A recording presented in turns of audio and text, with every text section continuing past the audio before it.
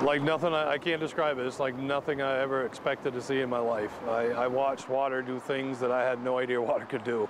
I have a whole new respect for the power of water. The majority of our roads were impacted or impassable. We were cut off from the northeast, west, and south. Nick Johnston here in Rutland, Vermont. Now, in the last 24 hours, we've covered a lot of destruction due to Tropical Storm Irene, but none quite like this. Behind me, this once was Route 777. 1 year ago, this bridge was completely destroyed. Only the guardrail separated the chasm from one side to the other.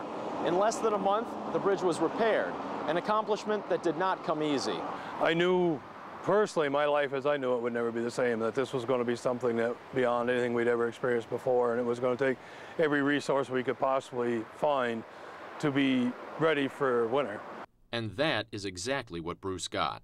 Almost immediately, people were calling his office, offering to donate equipment, manpower, anything to lend a hand.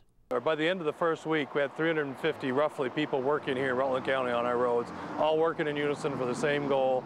There was no egos in the way. There was no issues other than let's just get this done. That I'll never forget that for as long as I live. I asked Bruce, what about the money?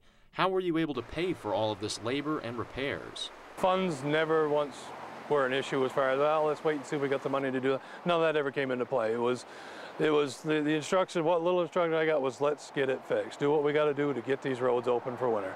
And that's what we did. And the funds will work themselves out later. But it wasn't just about funding or manpower. A big part of the Irene recovery was about working with other offices at the city, state, and federal level. A process that, while challenging, has better prepared those involved for future disasters. This is Route 4, a major artery connecting Rutland to Killington, Vermont, and it has been completely destroyed by the flash flooding. You can see here in the river pieces of the road scattered everywhere.